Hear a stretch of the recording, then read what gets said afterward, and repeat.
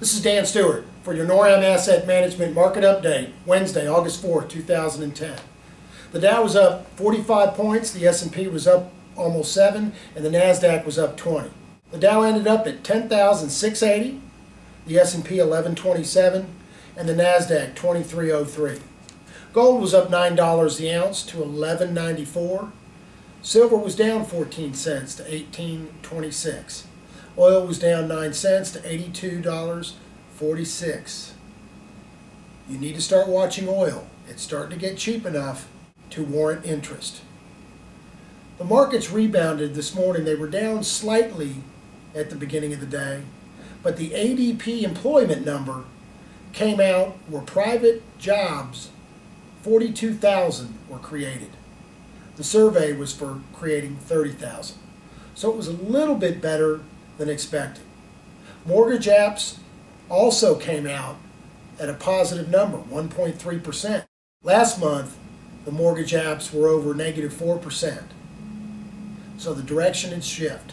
The problem is, more people are applying for mortgages, but not many are qualifying. Also, the ISM, the Institute for Supply Management, had a higher than expected number, 54.3. The survey was 53. So it was a little bit better than expected. So the economic data today, finally, was slightly positive after day of negative economic data. Over in Europe, the European stocks were marginally higher, with the Euro Stoxx 50, France and Germany all up just around 1/4 to 1/3%. Italy, Spain, and the UK were all down marginally, about the same. The European markets turned around the second half of the day based on our U.S. positive economic data. Asia, however, was mostly down. The Asia Pacific Index, along with Australia, was down 0.5%. The big loser, Japan, down over 2%. That was because the yen strengthened and it hurt Japanese exporters. Singapore was down 1/3.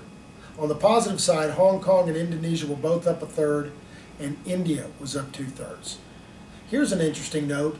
The Chinese Sovereign Wealth Fund is in talks with Harvard Endowment to buy about 6 of their real estate funds for approximately $500 million.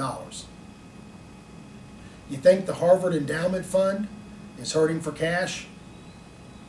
That's my thought. Another big story in China is that they're doing their own stress test. However, unlike Europe, they're doing a real stress test. At first they said, test the stress to our financial system if real estate values in China went down by 30%. That's a hefty stress test. Then they came out later and said, no, make it even 50%. My hat's off to China. At least they do real stress test. And this has been Dan Stewart for your NORAM Asset Management Market Update, Wednesday, August 4, 2010.